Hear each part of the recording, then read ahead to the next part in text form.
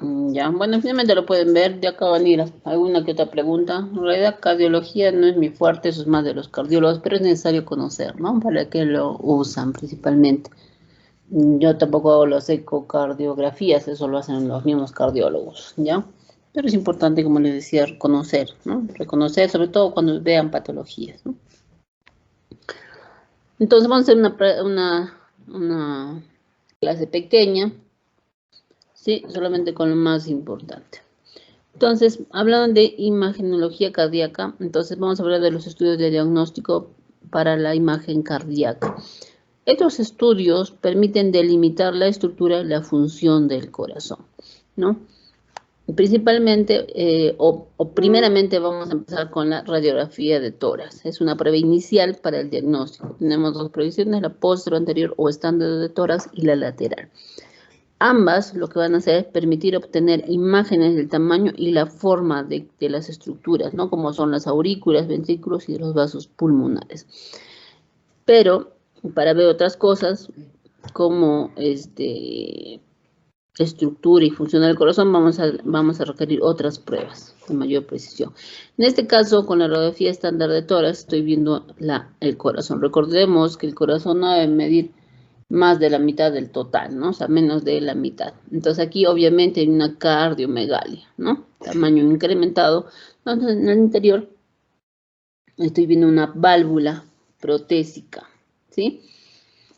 En esta es una válvula, es un artefacto, y también estoy viendo otros artefactos de densidad metálica, que es el material con que han cerrado, ¿no? El tórax, el material de cerclaje, ¿sí? ¿Cómo mido el tórax para ver cardiomegalia? Entonces, recordar de que en la incidencia antero o posterior anterior al estándar de tórax, tras una línea media central, cojo la parte más ancha del lado derecho y la parte más ancha del lado izquierdo, como un B, A y B, y cojo la parte más ancha de todo el tórax. Entonces, sumo A más B y lo divido entre C. Esto me va a dar un índice. El índice tiene que ser menos de 0,5. ¿no? O menos del 50%. Entonces hay grados de cardiomegalia, ¿no? Grado 1 es cuando es mayor de 0,51 a 0,55. Grado 2 de 0,56 a 0,6.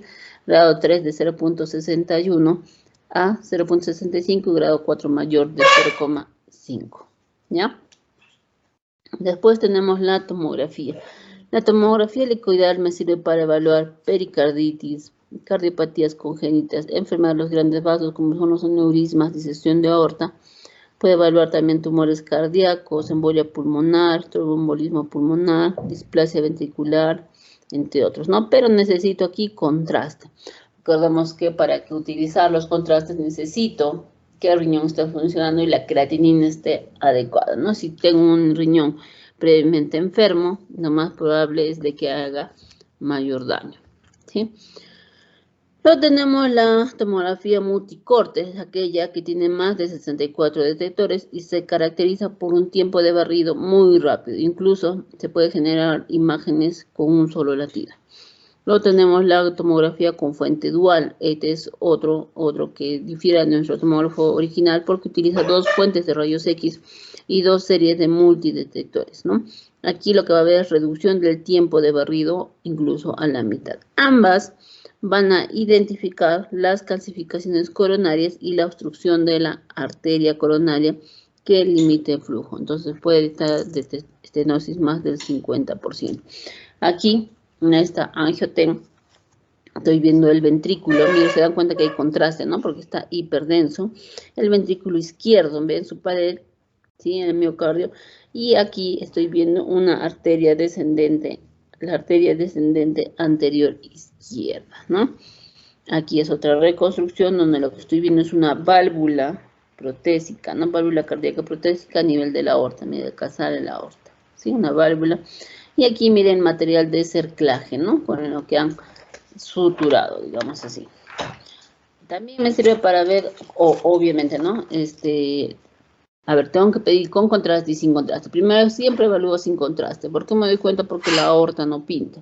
Y al estar sin contraste veo si hay calcificaciones y si hay, ¿no? Por ejemplo, a este nivel.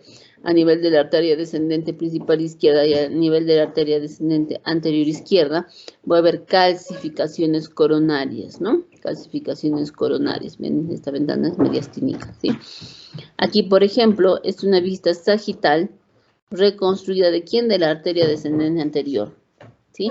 En la cual voy a ver calcificaciones. Si se dan cuenta, aquí está parcialmente calcificada y obstruye la luz en un 20-30%. En cambio, acá obstruye la luz más, hasta un 70%, ¿sí?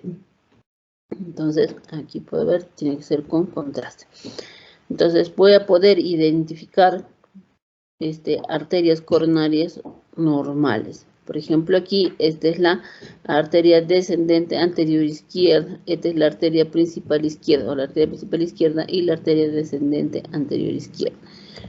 Otras que tengo acá, por ejemplo, aquí es la arteria circunfleja izquierda, y aquí tengo la arteria coronaria derecha. Entonces me sirve para ver las arterias coronarias normales, ¿sí? Otro estudio que tengo es la resonancia magnética. Recordemos que la resonancia magnética se ve a hidrogeniones y a campo electromagnético. Entonces, la resonancia magnética convencional suele ser útil para evaluar áreas que rodean al corazón. ¿Quiénes? Mediastino y grandes vasos. ¿Qué enfermedades? Aneurismas, disecciones y estenosis aórticas, ¿sí?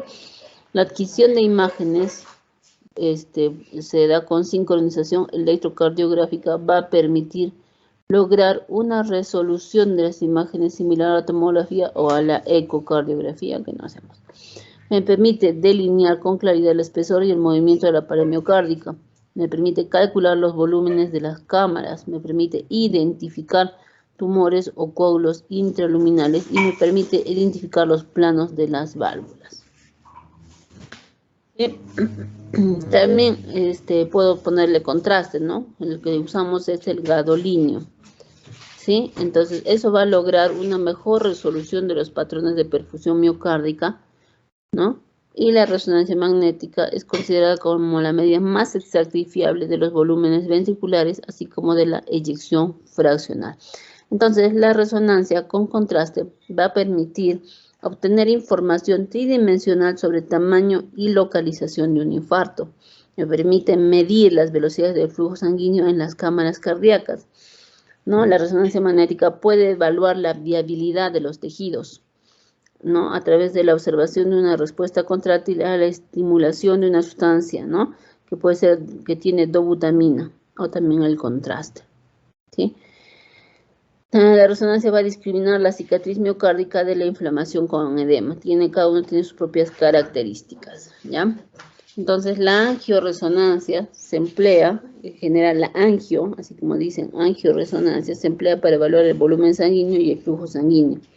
Y para detectar aneurismas, estenosis o oclusiones en las arterias carótidas coronarias, no solamente a ese nivel, también puede utilizar para ver a nivel renal o periférico, ¿sí? Es una resonancia magnética. No estoy viendo el ventrículo derecho, el ventrículo izquierdo, esto que veo un poco iso intenso, sí, iso, porque se parece, no, estoy viendo que es el miocardio, y esto que empieza a salir como vellosidades son los músculos papilares, ya, la resonancia. Luego tenemos el PET o tomografía por emisión de positrones. El PET puede demostrar la perfusión miocárdica y el metabolismo. Se utiliza para evaluar la viabilidad miocárdica o perfusión miocárdica, ¿ya? Los agentes de perfusión son radionúclidos que se utilizan para rastrear la cantidad de flujo sanguíneo que entra a una región, a una zona. Entonces, esto va a ser útil para detectar un déficit de la perfusión miocárdica. Entonces, ¿cuál utilizamos? El FDG, que ya conocemos, ¿no? La deoxiglucosa marcada con flúor. Entonces, lo que va a hacer es detectar el aumento del metabolismo de la glucosa en condiciones de isquemia. Entonces, esto me va a ayudar a permitir distinguir el miocárdico isquémico, pero que aún está viable, ¿no es cierto? Lo diferencia del tejido cicatrizal. Entonces, aquí, por ejemplo, tengo un estudio de perfusión, ¿no? Un estudio de perfusión donde me voy a fijar que en esta zona, que es el tabique interventricular, va a haber una disminución de la perfusión, no brilla como debería brillar, ¿no? Entonces, ¿qué se le hace? Se le hace el PET y lo que va a mostrar es un miocardio viable. Entonces, todavía se puede recuperar, ¿ya? Entonces, para eso me sirve, todo complementa, ¿ya? Entonces, ahí son los exámenes principales que nosotros vamos a poder ver. Luego, ¿qué más me interesa saber? Tengo que saber poder identificar las imágenes anormales del sistema cardiovascular. Esto lo puedo dividir en síndromes valvulares, ahí que entran las estenosis e insuficiencias. Si hablamos de estenosis de nivel mitral, puede ser estenosis, insuficiencia o enfermedad mitral. A nivel de la aorta, estenosis o insuficiencia aórtica. Luego tenemos el síndrome de insuficiencia cardíaca, el cor pulmonar crónico, el síndrome pericárdico, que incluye el derrame pericárdico y la pericarditis adhesiva, el aneurisma de aorta. Luego tengo las cardiopatías congénitas, que pueden ser cianóticas o no cianóticas. En cianóticas entran la tetralogía de Fallot, la atresia tricuspidia, el signo de Eisenmenger, la transfusión de grandes vasos. Y en las no cianóticas puede ser con flujo aumentado o con flujo normal o disminuido. Con flujo aumentado, ¿no?, la comunicación interauricular o interventricular y la presencia del ducto arterioso.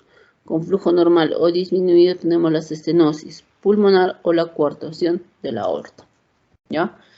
Dentro de los síndromes valvulares, ya hemos dicho que tienen que ver las estenosis y las insuficiencias. Todos los trastornos hemodinámicos que provocan las cardiopatías vasculares son los que van a explicar los signos radiológicos. Entonces, tenemos a la estenosis mitral. Aquí va a haber un aumento del tamaño de la aurícula izquierda, ¿no? No hay cardiomegalia, puede verse una aorta pequeña, puede haber calcificación de la válvula mitral, incluso lesiones pulmonares, ¿sí? La insuficiencia mitral hace el reflujo de sangre del ventrículo a la aurícula izquierda, ¿no? También puede haber crecimiento de la aurícula izquierda, o sea, hay aumento del tamaño del ventrículo izquierdo, de un aspecto globular, puede haber una cardiomegalia, ¿no? Principalmente eso. Y la enfermedad o la estenosis aórtica, hay una hipertrofia con dilatación del ventrículo izquierdo, ¿sí? Entonces hay una cardiomegalia, una hipertrofia del ventrículo izquierdo, hay una aorta pequeña, y puede haber calcificación de la válvula aorta. Puede haber modificaciones en la aorta ascendente. En el caso de la insuficiencia aórtica, ese reflujo de sangre de la aorta al ventrículo, entonces lo que va a aumentar el tamaño es el ventrículo.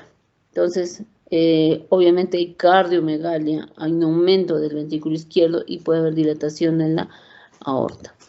En el caso del síndrome de insuficiencia cardíaca, la insuficiencia cardíaca congestiva se produce por deficiencia de la contractibilidad del corazón izquierdo, o sea, no se contrae bien el corazón izquierdo, que afecta de manera secundaria al derecho. Entonces, hay varias causas, desde las miocardiopatías, la hipertensión sobre todo, ¿no? También hablan de reumatismo y las coronariopatías.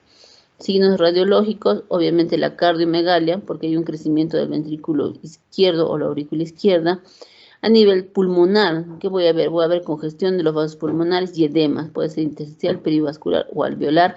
Y ahí vamos a ver el signo del alas de mariposa, un proceso alveolar bilateral en alas de mariposa. También puede haber derrame pleural o líquido a nivel de la cisura, sobre todo la cisura menor, ¿no? Intercisural.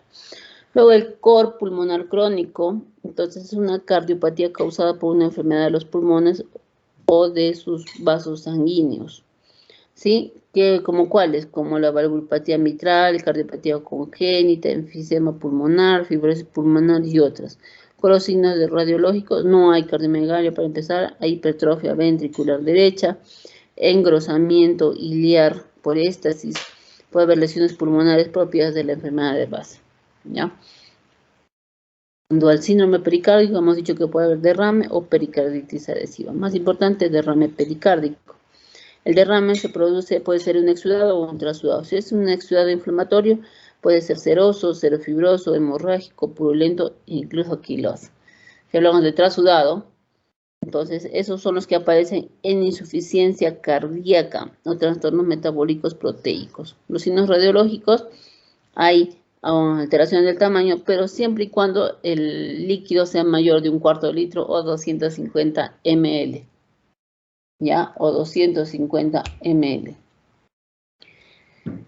Ahí vamos a ver que el ángulo cardiofrénico derecho está obturado, ¿no? Y los campos pulmonares lo vamos a ver más radiotransparentes, ya, porque el derrame va a comprimir la arteria pulmonar y va a disminuir el flujo sanguíneo. Entonces va a dejar de ver esas ramitas que ustedes ya saben, ¿no? Que son como ramitas de árbol, ¿ya? En cuanto a los aneurismas de la aorta, por último, ¿no? Lo último que nos falta, un aneurisma es una dilatación, ¿no? Una dilatación que puede ser según su forma, pueden ser fusiformes, saculares, ¿no? O disecantes, descendentes, pues acá disecantes. Entonces, también por su localización puede ser a nivel de la aorta descendente o en el seno de Valsalva. Según su etiología, pueden ser congénitos, arterioscleróticos o micóticos. Más frecuente que sean arterioscleróticos, ¿sí? ¿Qué puede haber? Puede haber aquí, puede ser una radiopacidad redondeada, aquí bonito, ¿no? Bien redondeada, ovalo fusiforme de la aorta, puede haber calcificación, ¿no? Ateromatosis aórtica, calcificación de las paredes, puede haber erosión del esternón o cuerpos vertebrales o desplazamiento de la tráquea y del esófago, porque tiene fenómeno de masa, ¿no? En el caso de aneurisma disecante, que está disecando, entonces va a haber prominencia de la aorta ascendente, se puede borrar el botón aórtico, puede haber irregularidad del contorno de la aorta, puede haber cambios del contorno aórtico, incluso se logra ver la doble luz vascular a nivel de la aorta. Entonces, así es como nosotros podemos clasificar la patología cardíaca. No se olviden, en cuanto a la patología o los síndromes valvulares de insuficiencia cardíaca, el cor pulmonar, el síndrome pericárdico, aneurismas de la aorta y cardiopatías congénitas. ¿Ya? Entonces, eso para que tengan una idea de del sistema cardiovascular. ¿Chicos? Entonces, eso sería el tema. ¿Alguna duda, pregunta?